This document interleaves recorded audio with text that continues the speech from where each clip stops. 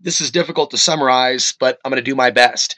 There are several videos in this blood moon revelation of January 21st, 2019. Sometimes we can almost be tapped in and more focused than normal on certain things. And in doing so, we may see a pattern. So things could be presented to be like a certain way in the news, but there's the real story as to what they're really doing.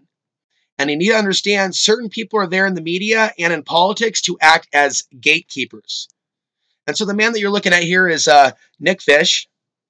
And for years, Nick Fish has been confronted for being an associate of a man that had sex with a 13-year-old boy to start out this video. The name of the man is Terry Bean.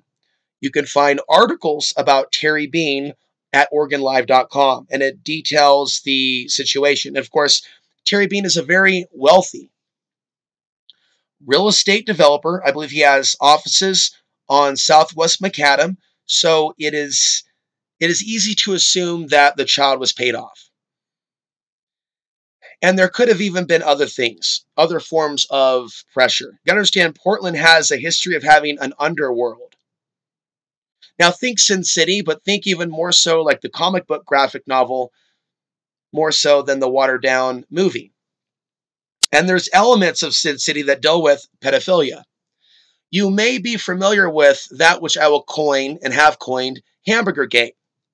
If you're not a new viewer, you know that I have mentioned previously that there's ways in which people are distracted from the real stuff, from the real pedophiles, while they distract with fake news on the internet. You understand this concept, don't you? Most people today chase fake news and phantoms.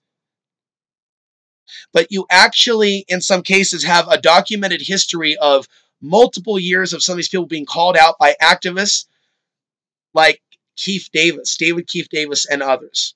He's called out Nick Fish. Well, he's called out the council on a number of things, but he always brings it back to Terry Bean, Terry Bean, Terry Bean, Terry Bean. And he has his own way. He has his own way of approaching them.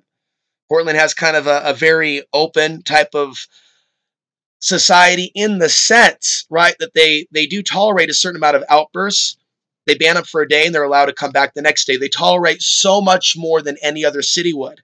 And so I don't like the council members, but there are some people, and they know they have it better in Portland when it comes to certain interactions with the police, depending on what the situation is.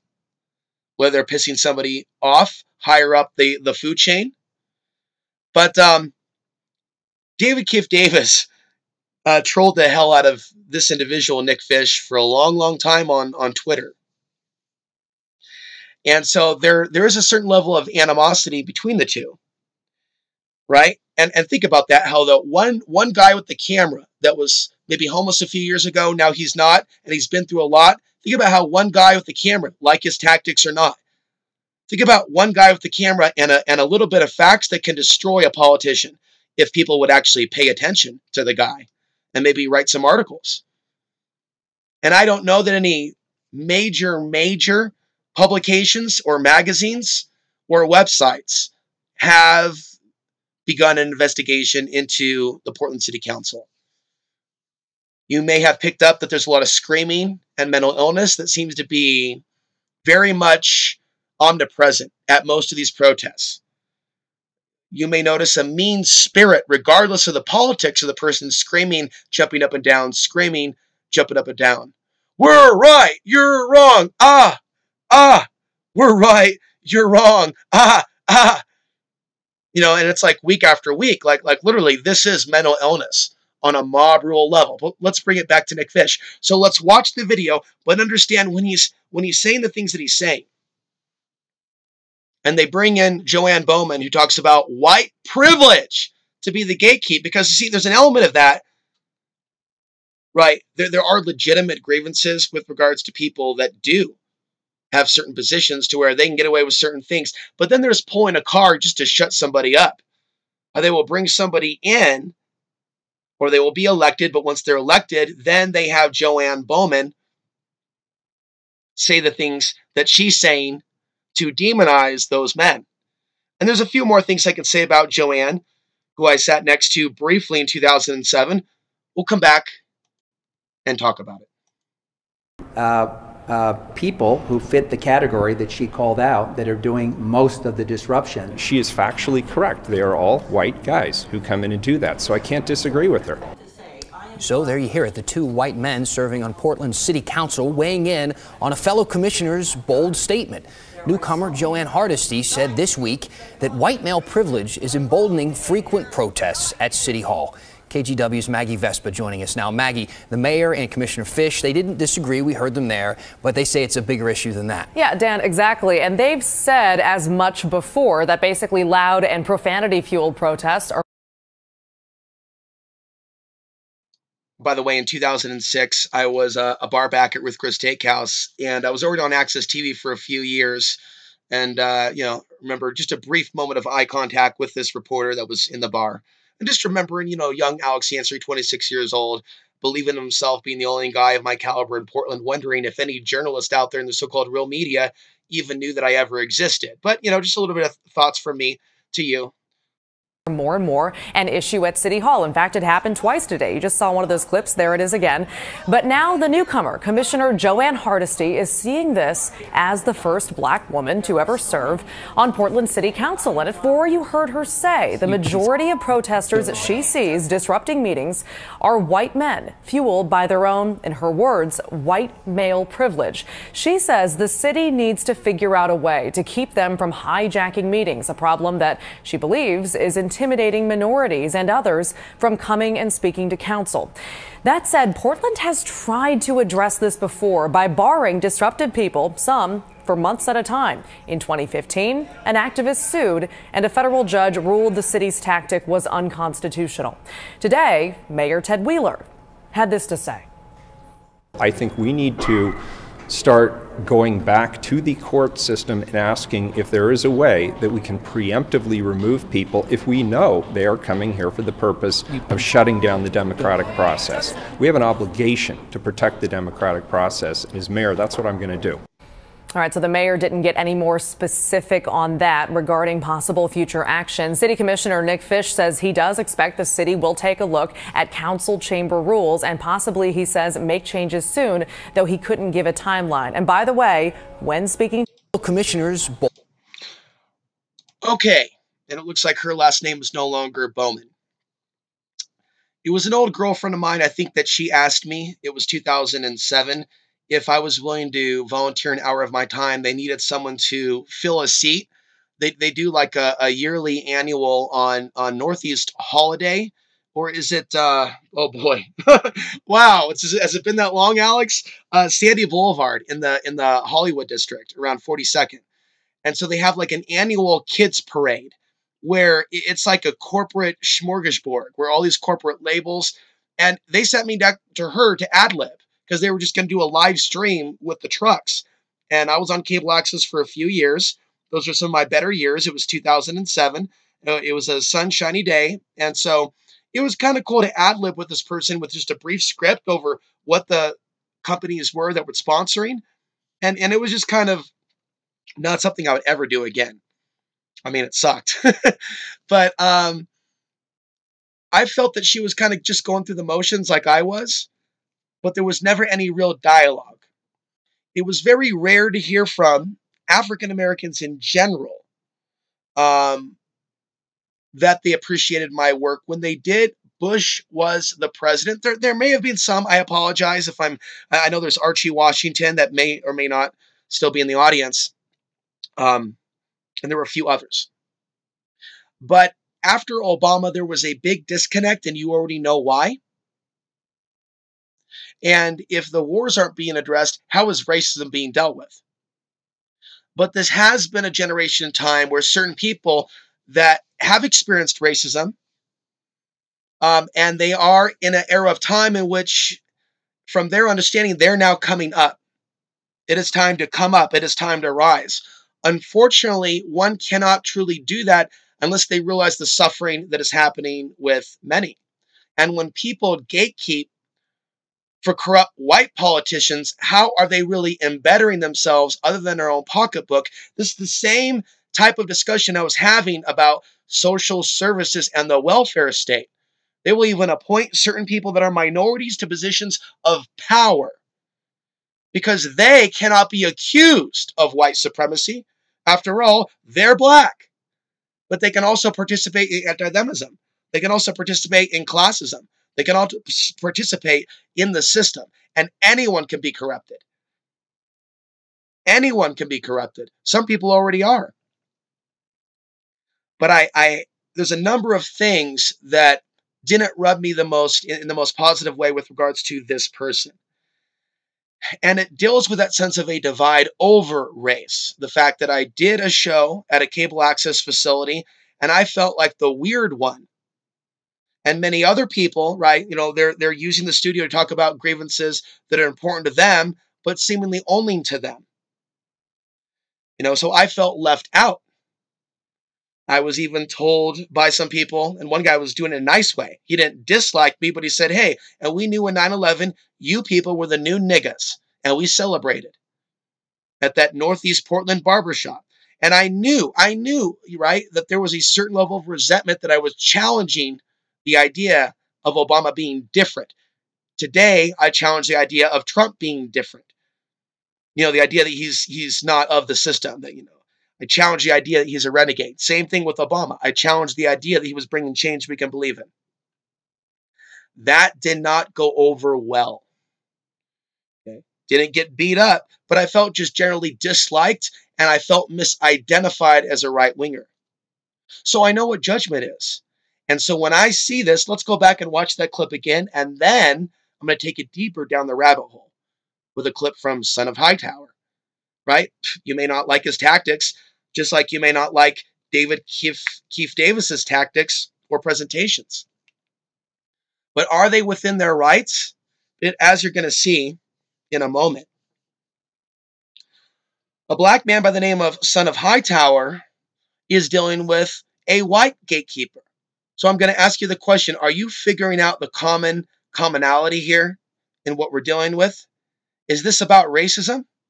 Or is this about another form of gatekeeping towards men of various ethnicities? Really, the men need to come together. And there are good women in this world. These women don't represent all women, right? Let's not fall into the gender warfare mentality. And I've been speaking about that for years. But see, we are not a society that respects the sacred masculine, saying, stop the wars. Stop these things. She's here defending these men. Portland's not a very popular place right now. There's a lot of criticism towards the city itself and a lot of its programs and a lot of things that have been going on there. And a lot of this has to do with what I even call the real estate mafia. They have jacked up the cost of rent so high. They have contributed to the homelessness epidemic. They have contributed to some of the problems that are there. And maybe even in their own way, played into the popularity contest, make Portland cool, keep Portland cool, Portlandia, the TV show, and all that bullshit, displacing Portland-born minorities like myself. There's a reason I would be pushed out to rural conservative Colorado. But would I miss home? I would miss home. Would there be anyone family-wise or things similar? Support, not so much. So that ship has sailed. But when I see people gatekeep for the establishment and pull certain cards, it hurts. As a minority, when I see other minorities step on my feelings or act as if now they're above me because there's somebody now in the new America. Whereas in the post 9/11 world, others fell down a few notches. That's not okay. So when I hear from African Americans speaking about racism, I'm looking to hear if they are discussing wholesale racism and illusions of separation, or if they are just being opportunists and princesses in their own way. We're going to play this clip again. Bold statement. Newcomer Joanne Hardesty said this week that white male privilege is emboldening frequent protests at City Hall. KGW's Maggie Vespa joining us now. Maggie, the mayor and Commissioner Fish, they didn't disagree. We heard them there, but they say it's a bigger issue than that. Yeah, Dan, exactly. And they've said as much before that basically loud and profanity-fueled protests are more and more an issue at City Hall. In fact, it happened twice today. You just saw one of those clips. There it is again. But now the newcomer, Commissioner Joanne Hardesty, is seeing this as the first black woman to ever serve on Portland City Council. And before you heard her say, the majority of protesters that she sees disrupting meetings are white men, fueled by their own, in her words, white male privilege. She says the city needs to figure out a way to keep them from hijacking meetings, a problem that she believes is intimidating minorities and others them from hijacking meetings, a problem that she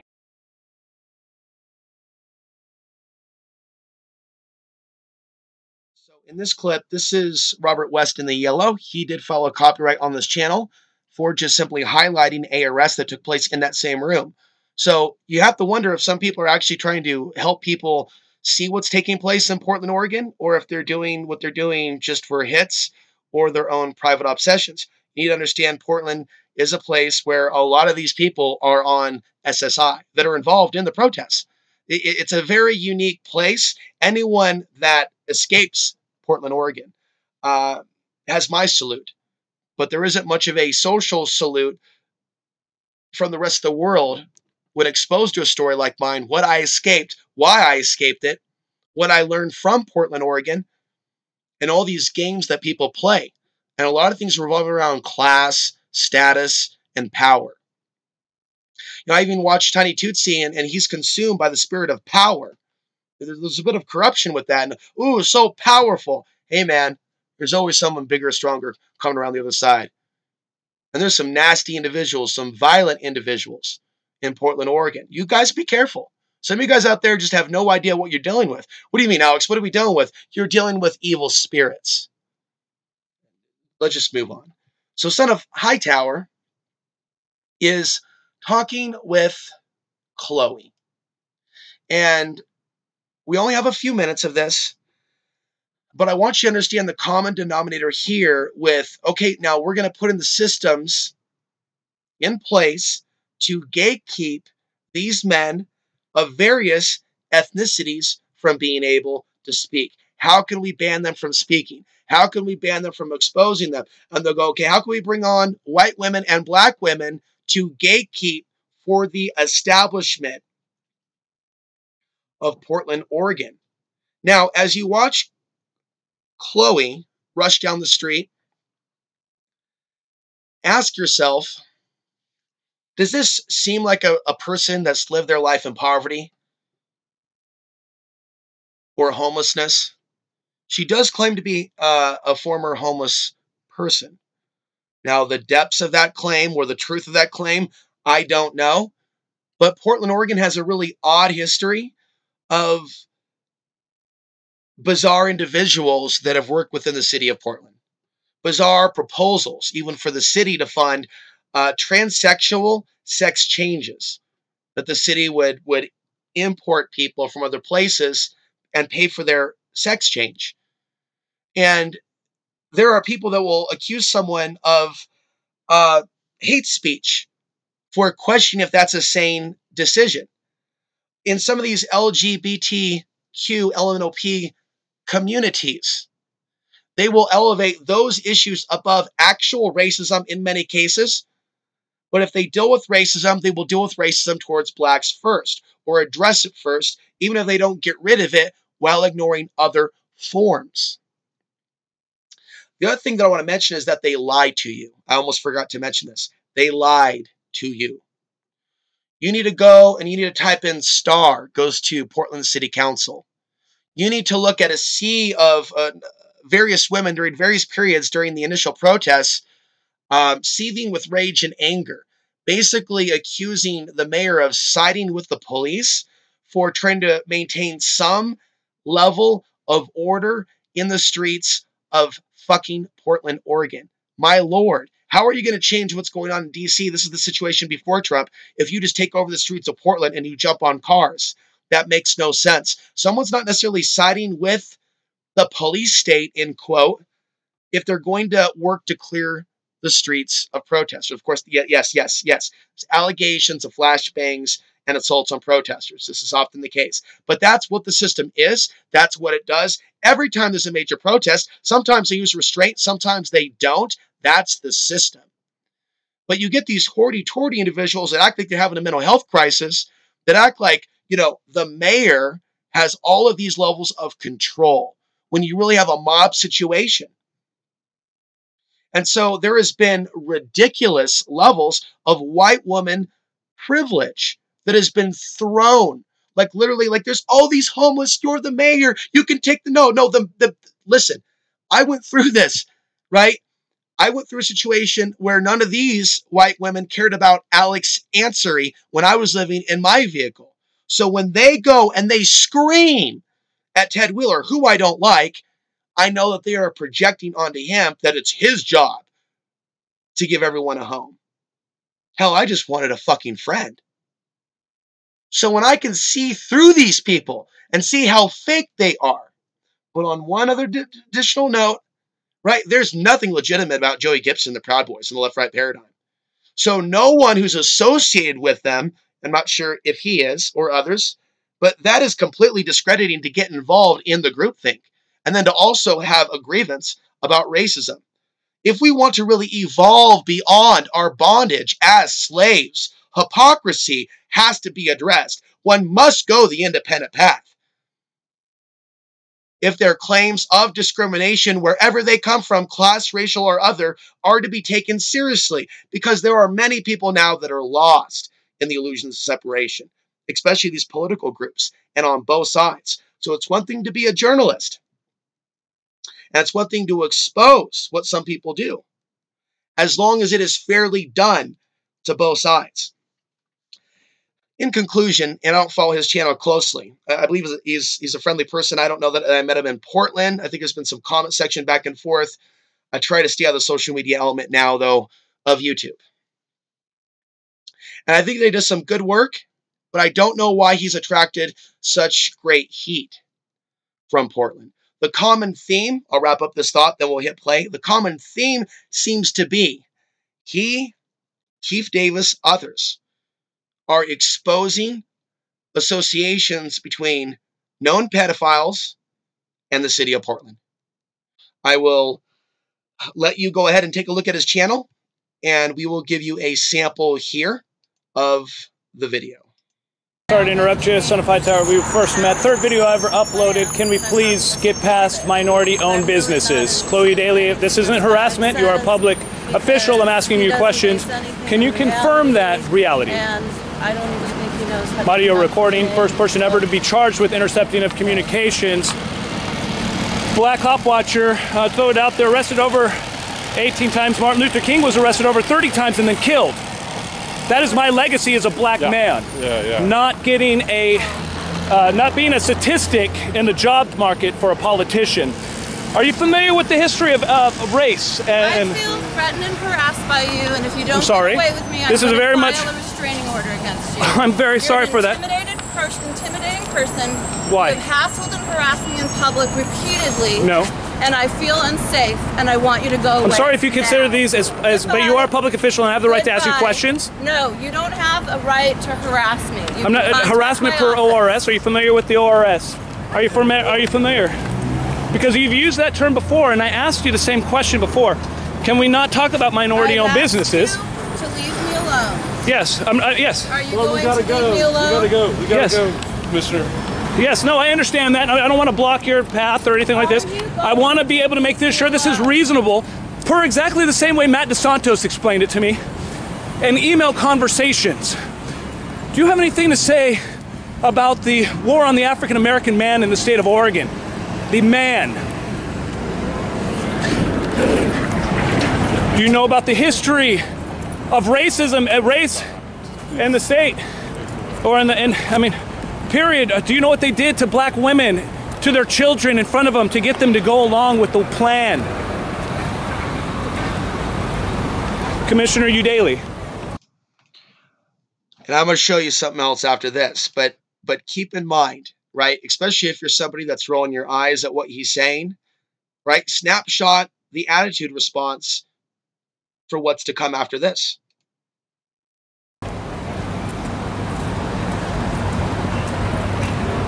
I've asked you repeatedly to leave me alone.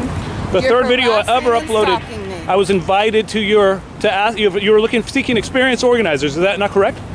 By Robin Gibbons? No idea what you're talking about. I decided that I wanted to film the police. You have no idea. So no one's informed you. I've asked you to leave me alone. You don't have to chase me down. You don't have to chase me down. You're harassing me in public. Again. You're chasing me down. You don't have to come to me. I'm trying to stay reasonable and at a safe distance from you. It's reasonable to stop someone down the street and harass You're not just somebody, right? I'm on the way. Are you just somebody? Meeting.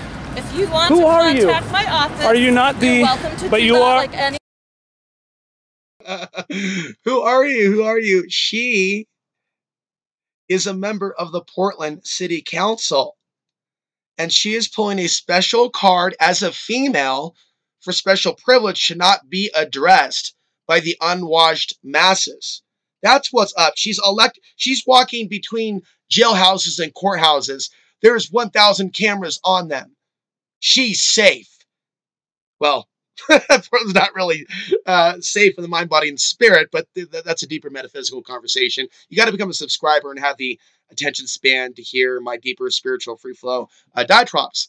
Also, check out my video on the Real Portlandia, or my 200 video long Real Portlandia series. Before all this stuff was happening in Portland, Oregon, I was discussing the real issues locally and the mindset without it being about Trump. It was really coming out of the era of the Obama worship. Obama! And how judged one can be if you're not with the controlled feminist LGBT, only care about some minorities, and in particular African American. And that is not to take away from what's been done to them. And that is also not to say that real racism, in some cases, that does exist, has gone away. There are ways in which the way that they react and say certain things, unfortunately, it becomes an echo chamber of combative words between the different perceived sides, with not enough people attempting to go beyond the illusions of separation, and that's become a big problem. See, I want you to know that I'm not engaging you. See this? I have no obligation to speak to you. I have asked you repeatedly to leave me alone. You have multiple. You are a public official, right? Against you. Probation terminated today. I'm a free man. People. The closest I've ever felt to free, white, and 21 since I was in your office. I've asked you repeatedly to leave me alone. You're running into somebody. I've asked you repeatedly to leave me alone. You are a public servant, is right? I've asked you. Public official. That doesn't mean I have to speak to you. And I do have the right to ask you questions in the public, right? And I'm not stalking or harassing. You know, I don't know where you live. I've never asked you such a thing. I've never stood outside your home. I've never even made a suggestion of that. The reason why I'm making contact with you is because the third video that I ever uploaded to my YouTube channel was as an experienced organizer potentially looking to work for you. I asked you a softball question. What would you like to do when you get in office? And you talk to. Okay, let's just you're getting the idea.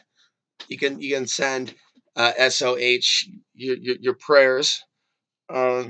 Keep the faith. Try a vacation. Don't let that place. Just look at her phone. Look at my phone. Talk to the phone.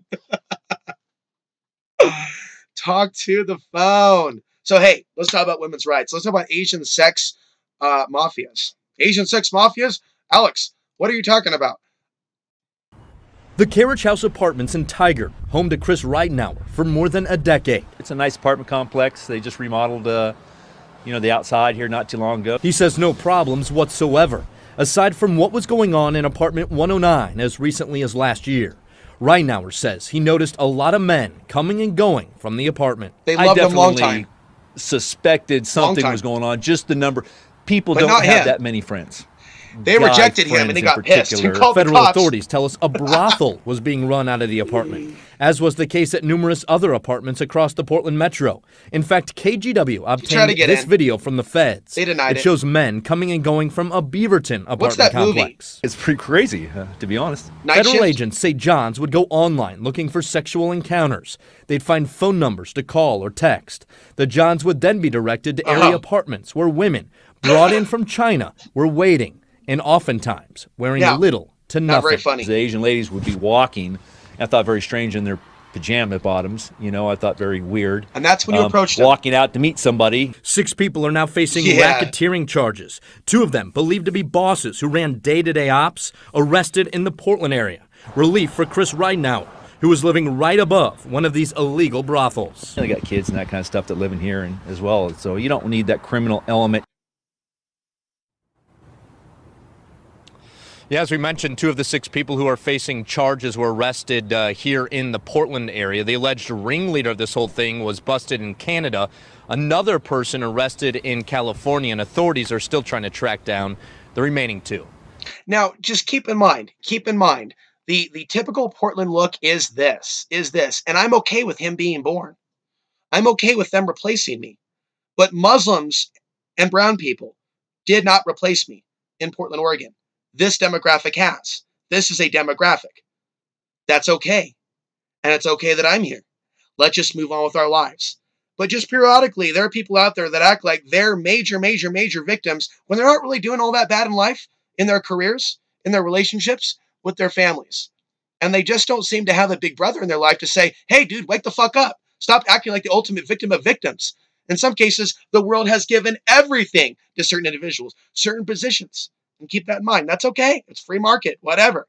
Just move on with your life. But when people start acting and saying things and skewing, you got to understand that I'm trying to be balanced to all of you as humans, whatever your background is. And so earlier when Joanne pulls that card, white privilege, she's doing that to censor actual discussion. She's doing that to gatekeep. Chloe is gatekeeping. She can talk to Eli. She is talking to Eli. She is talking to Eli each and every step of the way. But she's not talking to Eli about the issues. And she may not want to. Well, then she doesn't have to. But she is actually going back and forth. It is kind of like a drama, kind of like a theater. And if you study and you watch, it's just a bunch of people going, wow, wow, wow, wow, wow, wow, wow. It's amazing there aren't more like radio shows and podcasts coming out of Portland. But it's mostly the Portland type, Rob West, Proud Boys, Mike Blue Hair, sucking up the tiny Tootsie. Now that's some entertainment, especially since I used to hang with that dude. We used to do 9/11 Truth jams, just me and Mikey, before he did his film the police stuff. I, at one point, thought he was a friend. And now seeing what he's become, who his associations are, how even within like the mob rule, the mob rule. Is that Black Sabbath? I forget. Dio. That's not impressive to go from blocking traffic with Antifa to going to the other side because, now you're with the other side. Oh, now you're objective. Now you're getting in the car with Pete Santilli. What the fuck? What the fuck? Going to the last video of this jam session. He talks about black men. Some people could be rolling their eyes. Here's what disturbs me. In the following video, several black men are attacked. I see the tracks for the truck. I see that the rose bushes are all messed up. Javier Gonzalez came home last Thursday afternoon to find damage to his property and the park next door. Right away, he checked out his home security system. The last thing I expected to see was this truck running over these 3 gentlemen, The video shows a driver jump the curb right in front of Gonzalez's home and run down 3 people, maybe teenagers. I'm completely startled by it and shocked, honestly. Shocked because you can clearly see the truck hit one person. But look closely and you'll see a second person fly over the hood. It still brings shivers to me. I look at it, I'm like, I can't believe this happened right in front of my house, and maybe minutes after I left. The truck spun out, then sped away from the scene. Remarkably, all 3 people were able to get up and run away too. I don't know how they got up and kept running, probably just adrenaline, but it's crazy. Gonzalez can't help but think somebody could have been killed. If not one of the 3 people mowed down, then somebody else. I think it was almost in the 30s and no one was out here, which is good. Since none of the people involved called police, it's unclear what led up to this violent collision. For Gonzalez, it just doesn't matter. You're in a vehicle, you can drive away. And that's what you should have done. Call the police, have them sort it out. Never take things into your own hand when you don't need to. Yeah, investigators would certainly like to know what this is all about. Again, nobody involved in any of this has actually contacted police. Your urge to, if you know any. Unsorted out, never take things into your own hand when you don't. Okay, so we're going to discuss this in the context of, so we don't know what happened, and that's been established, and there could have been criminals. Does that mean that they have been, if there was a rape attempt, the dude should be calling the police. There actually should be a news report.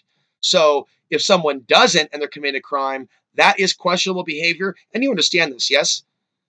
The comment section didn't load, but the vast majority was calling for their murder. The vast majority was calling them communists. The vast majority was calling them Antifa, even though the majority of Antifa are white with only a few exceptions.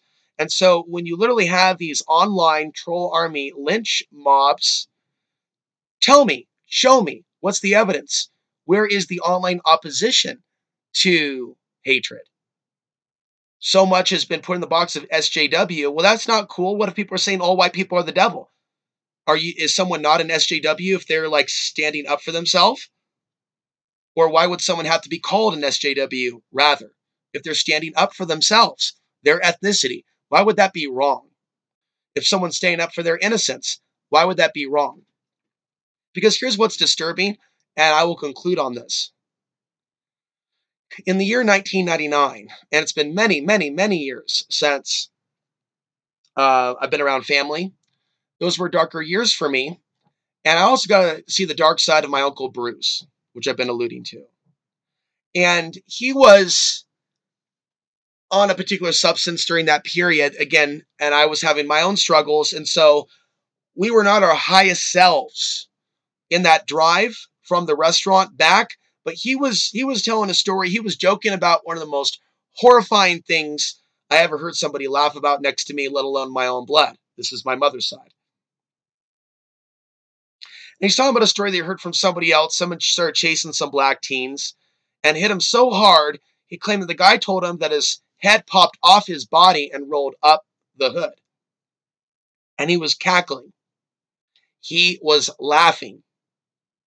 And as I looked at 85, I'd say it was 95% comments calling them communists, calling them Antifa, whether it was an organized Russian troll army or just organic Americans.